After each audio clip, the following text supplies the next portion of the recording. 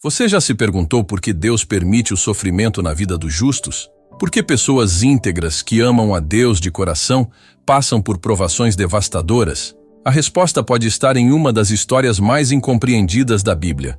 E o que você vai descobrir aqui pode transformar completamente a sua compreensão sobre soberania divina, teste de fé e o papel real de Satanás. Fique até o fim, porque essa verdade bíblica muda tudo. Se você busca conhecer a palavra de forma profunda e verdadeira, inscreva-se no canal e ative o sininho. Vamos juntos explorar o que as Escrituras realmente revelam. Jó capítulo 1, versículo 1, nos apresenta um homem chamado Jó, que habitava na terra de Uz. E o texto diz: este homem era íntegro, reto, temente a Deus e desviava-se do mal. Ele tinha 7 filhos e 3 filhas. Possuía 7.000 ovelhas, 3.000 camelos, 500 juntas de bois e 500 jumentas. O texto afirma que ele era o maior de todos os do Oriente.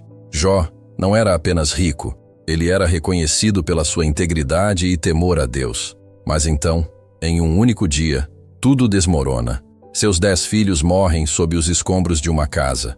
Seus bens são saqueados por invasores. Sua saúde é destruída por chagas dolorosas que cobrem seu corpo da cabeça aos pés. De onde veio essa calamidade? O texto bíblico aponta para uma cena celestial que poucos compreendem realmente. Uma cena que revela a verdadeira natureza da provação de Jó. Jó, capítulo 1, versículo 6, registra: num dia em que os filhos de Deus vieram apresentar-se perante o Senhor, veio também Satanás entre eles. Preste muita atenção nesse detalhe. Não há expulsão, não há batalha, não há choque ou surpresa. Satanás está ali, presente na corte celestial, junto com os filhos de Deus. O Senhor pergunta a ele: de onde vens? E Satanás responde no versículo 7, de rodear a terra e passear por ela. Isso não é invasão, isso não é rebeldia, é uma tarefa, uma função designada. Satanás estava observando, vigiando a terra. Então Deus mesmo apresenta Jó a Satanás. Jó capítulo 1, versículo 8 diz: observaste o meu servo Jó? Porque ninguém há na terra semelhante a ele, homem íntegro e reto, temente a Deus e que se desvia do mal. Deus está orgulhoso de Jó. Ele apresenta Jó como exemplo de retidão. Mas o que acontece a seguir é fundamental para entendermos toda a história. Aqui está a chave que muitos ignoram. Satanás responde com uma acusação em Jó capítulo 1, versículos 9 e 10. Porventura Jó teme a Deus debalde? Acaso não o cercaste com sebe, a ele, a sua casa e a tudo quanto tem? Ele está questionando a motivação de Jó, insinuando que a fé dele é transacional, interesseira, que Jó só serve a Deus porque recebe bênçãos em troca. Remove tudo isso, provoca Satanás no versículo 11, e verás se não blasfema contra ti na tua face. É um desafio direto, uma acusação sobre a genuinidade da fé de Jó. Deus então permite o teste, mas observe com atenção. Deus estabelece limites claros. Jó capítulo 1, versículo 12. Tudo o que ele tem está em teu poder, mas contra ele não estendas a tua mão. Satanás pode tocar nos bens de Jó, mas não pode tocar nele. Depois, no segundo teste, após Jó permanecer fiel, Deus amplia a permissão, mas ainda com limites. Jó capítulo 2, versículo 6. Eis que ele está em teu poder, porém poupa-lhe a vida. Agora Satanás pode tocar em Jó, mas não pode matá-lo. Observe algo absolutamente crucial para entender essa história. Satanás não age por conta própria. Cada ação, cada provação precisa de permissão divina. Quando os sabeus atacam e roubam o gado de Jó, quando o fogo cai do céu sobre as ovelhas, quando os caldeus levam os camelos, quando um vento forte derruba a casa matando os filhos de Jó. Em nenhum momento o texto diz que Satanás fez isso diretamente. Ele obteve autorização de Deus. E os agentes das tragédias foram humanos ou naturais. Essa distinção é fundamental. O livro de Jó não apresenta um duelo cósmico entre dois poderes iguais. Não é Deus versus Satanás em pé de igualdade. O texto apresenta a soberania absoluta de Deus sobre todas as coisas, inclusive sobre o acusador. Satanás está completamente sujeito à vontade divina. Ele não pode fazer absolutamente nada sem permissão expressa de Deus. Agora, a revelação que muda tudo. No hebraico original, Satanás é chamado de Ha-Satã. O artigo definido a significa o. Então, não é um nome próprio. É um título, uma função. O acusador, o adversário. É como dizer o promotor, em vez de usar um nome pessoal. Zacarias, capítulo 3, versículo 1 confirma isso. O Senhor me mostrou o sumo sacerdote Josué, o qual estava diante do anjo do Senhor, e Satanás estava à mão direita dele, para se lhe opor. Novamente, Ha-Satã, exercendo função de acusador na corte divina. Então, no contexto de Jó, estamos diante de um cargo celestial, um ser encarregado de testar a genuinidade da fé, não um rebelde autônomo operando fora do controle de Deus, mas um oficial com tarefa específica, sob total supervisão divina. Isso muda completamente nossa compreensão sobre quem é Satanás no livro de Jó. Ele não é o arqui-inimigo de Deus que conhecemos em outras partes da Escritura. Aqui, ele é um membro da corte celestial com uma função designada. Jó capítulo 1, versículo 6 também revela algo surpreendente.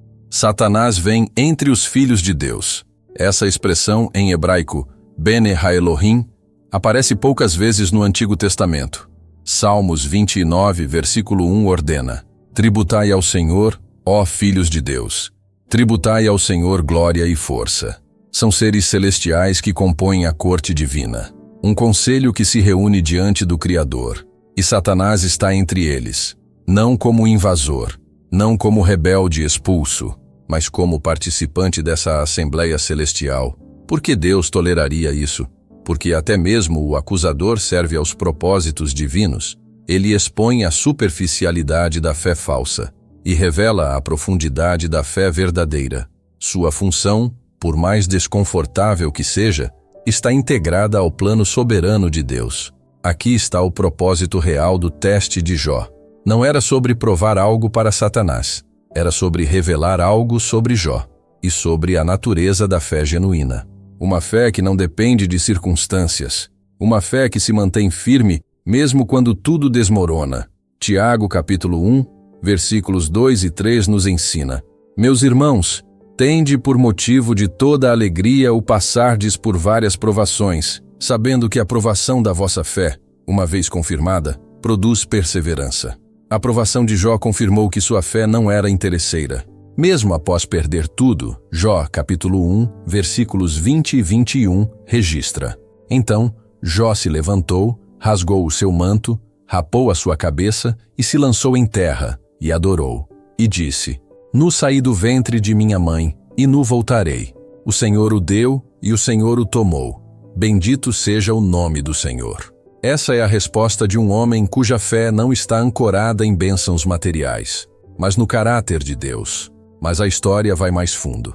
Durante todo o sofrimento, Jó questiona, lamenta, deseja respostas. Seus amigos, Elifaz, Bildade e Zofar, vêm para consolá-lo, mas acabam acusando-o de pecado oculto. Eles tentam explicar o sofrimento com fórmulas simplistas. Pecado gera castigo, justiça gera bênção. Se você está sofrendo, deve ter pecado. Porém, Deus rejeita essa teologia superficial. Jó capítulo 42, versículo 7 diz: Depois de falar essas palavras a Jó, o Senhor disse a Elifaz: A minha ira se acendeu contra ti e teus 2 amigos, porque não falastes de mim o que era reto, como o meu servo Jó. Os amigos estavam errados. Jó estava sofrendo, mas não por causa de pecado oculto. O livro de Jó não é sobre maldade de Satanás. É sobre os limites da compreensão humana diante do sofrimento. É sobre nossa tendência de julgar Deus pelos nossos padrões falíveis. No final, Deus não explica o sofrimento de Jó. Em vez disso, revela sua própria majestade e soberania. Jó, capítulo 38, versículo 4, pergunta: Onde estavas tu quando eu lançava os fundamentos da terra? Dize-mo, se tens entendimento. Por 4 capítulos inteiros, do capítulo 38 ao 41, Deus questiona Jó. Questiona sobre a criação, sobre o governo do universo, sobre mistérios que o homem não pode compreender. E Jó responde em 42, versículos 3 a 5.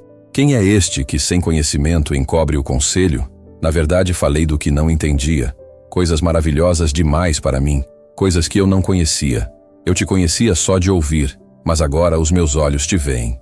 Essa é a transformação verdadeira. Não respostas completas sobre por que ele sofreu, mas um encontro real e profundo com Deus. E Deus restaura Jó em dobro. Jó 42, versículos 10 a 12, registram que Deus deu a Jó o dobro de tudo que tinha antes. Então, qual é a verdade que poucos discutem abertamente? Satanás, no livro de Jó, não é um poder autônomo. Ele não é o arqui-inimigo de Deus lutando uma guerra de igual para igual. Ele é uma criatura completamente sujeita à vontade divina, um acusador celestial com função específica dentro do plano soberano. Essa perspectiva não minimiza o mal, não nega a existência de Satanás como ser real, mas nos força a reconhecer que Deus permanece no controle absoluto, mesmo quando não entendemos seus caminhos. Isaías 55, versículos 8 e 9 declara: Porque os meus pensamentos não são os vossos pensamentos, nem os vossos caminhos, os meus caminhos, diz o Senhor. Porque assim como os céus são mais altos do que a terra, assim são os meus caminhos mais altos do que os vossos caminhos. A lição para nós hoje é profunda e prática. Quando você passa por provações inexplicáveis, quando Deus parece silencioso, quando tudo desmorona ao seu redor, lembre-se de Jó. Sua fé não dependia de respostas, dependia de confiar no caráter de Deus. 1 Pedro, capítulo 1, versículos 6 e 7 nos ensina: No que exultais, ainda que agora, por um pouco de tempo, se necessário, sejais contristados por várias provações, para que a prova da vossa fé, muito mais preciosa do que o ouro que perece, sendo provado pelo fogo, se ache em louvor, glória e honra na revelação de Jesus Cristo. O sofrimento não é gratuito, é provação que fortalece fé, é oportunidade de conhecer a Deus de forma mais profunda, é chance de provar que nossa fé não depende de circunstâncias, mas do caráter imutável do Deus eterno. Portanto, da próxima vez que você se deparar com a figura de Satanás nas Escrituras, lembre-se do livro de Jó. Ele não age fora do controle divino. Ele não tem poder autônomo. Tudo está sob a soberania absoluta de Deus. E mesmo em meio à escuridão mais profunda, a luz da fé pode brilhar intensamente quando está ancorada na verdade de quem Deus é. Se este vídeo lançou nova luz sobre essa passagem bíblica tão profunda, deixe seu like e compartilhe com alguém que precisa dessa verdade. Inscreva-se no canal Escritura Infinita e ative o sininho para mais verdades diretas das Escrituras que fortalecem sua fé. Nos vemos no próximo vídeo.